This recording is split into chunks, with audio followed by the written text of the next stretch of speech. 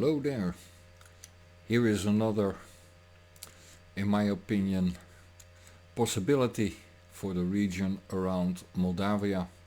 When I keep thinking about Transnistria, the roughly here the zigzag line, a small strip called Transnistria, and I think a very likely scenario would be that this small strip becomes part of this oblast that Odessa is part of, because it's mostly ethnic Russians and ethnic Ukrainians. In exchange, possible that Moldavia then gets out of her landlock and gets connected here to the Black Sea in exchange for accepting this. That might be also a possibility, because these people here have also been trapped for a long time since the Cold War ended in a position in which the Moldavians and those in Transnistria are in conflict. One of the last remnants, hardly ever spoken about in the Western world, of the Cold War. So I think that might be a consideration that this might be happen in the future. One way or another, Transnistria will start to play a role in this, the same as Moldavia.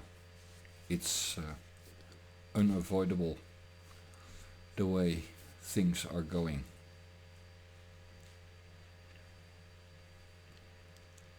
So,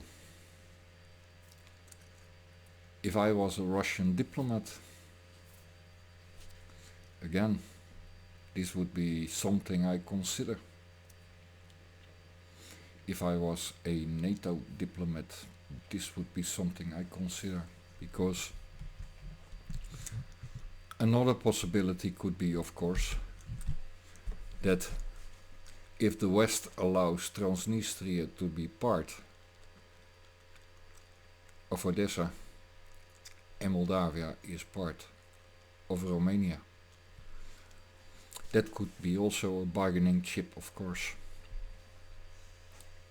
from NATO side, the EU side. But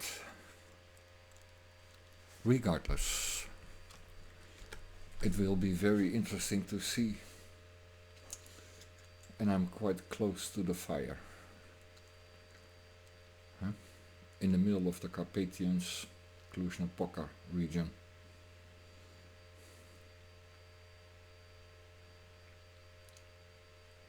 I wonder what would happen if the people of Romania had a voice in all this, if they want to be at the front line or not. I think overwhelmingly they will say, no, I don't want to. Overwhelmingly, I think. If you ask them, should Moldavia be part of Romania again? I have no clue. I really have no clue. Never popped in my mind before to even ask any Romanian. I do know, however, that many people here in Transylvania consider themselves Transylvanians, RDL, regardless their ethnicity, Romanian, Vlach, Han, Dutch, Slav, Saxon, many cultures in Transylvania. Many cultures have their long-standing history in Transylvania. for hundreds of years. Beautiful, beautiful, beautiful country. And if you look on the map, it makes you wonder. When the Romans came in, they stopped at Danube first and foremost, and then sent out some posts as well. I believe they went even all the way to Cluj-Napoca. Amazing how far the Roman Empire stretched. And the Huns who came in, and the Mongols, and the Ottomans, and many left their marks behind in this area. Likewise here in the Balkans, right? Many of the influences of this region are spread out throughout this region. Cultural, connected with each other, has always been because of this mountain range. So, really, sometimes I wonder what would happen if those countries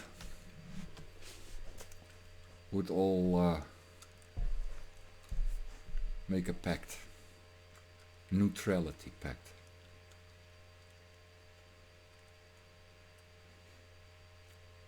If they make a pact, I don't know, to free trade, separate from the EU like it is now. No, in a different way, more independent way.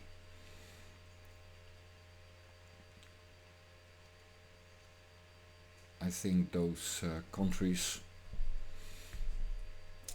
the east, southeast of Europe, would profit from it.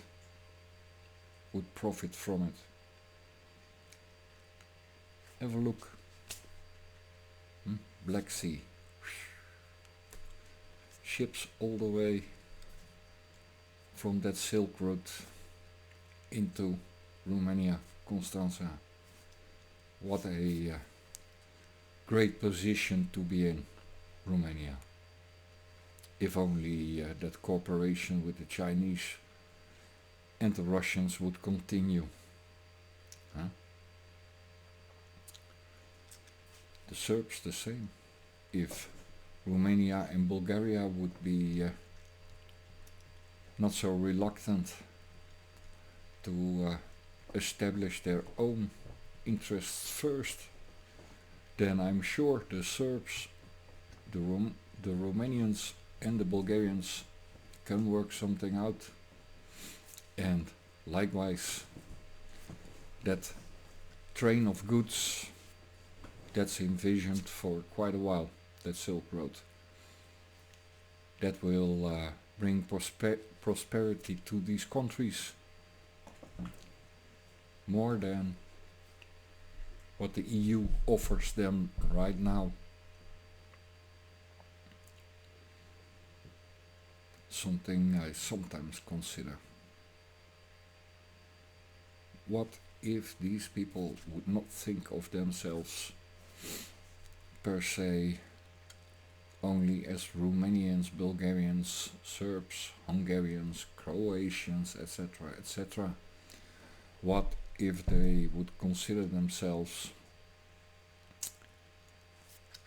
a union of people who would like to prosper as well, instead of still being misused in some way or another in a Cold War politic EU?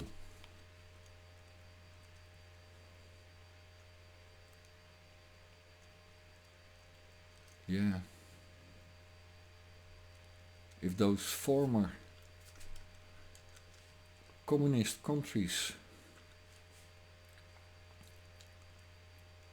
would agree to work together, that bloc, if they decide to work together to have neutrality, because you can claim your neutrality, you can leave NATO, no problem, no problem whatsoever. You can stay in the EU even. But you are sovereign countries, sovereign nations, sovereign people.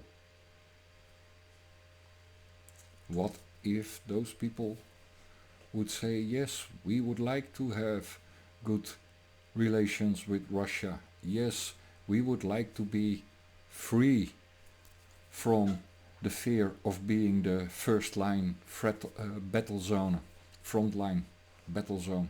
We want to be free of this fear. We want to get rid of this ghost of the Cold War. I mean, you can no longer claim that Russia is the USSR. You cannot. It's really... you cannot claim that. And it's clearly a good trading partner. Clearly. I mean, look what we lost with the sanctions. So what would happen if you people from that region, my region, where I live now, what if you would reconsider? Yeah. What if something really worth considering? You know the standards by now from NATO, from the EU. You know the standards. No one is condemning the USA for blowing up Nord Stream. No one is condemning the USA for destroying Yugoslavia back then. No one.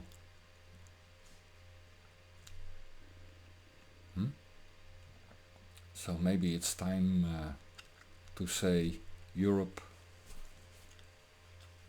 become independent from the USA. Follow your own path, grow some balls and become man again, and declare yourself independent. That's simple, right?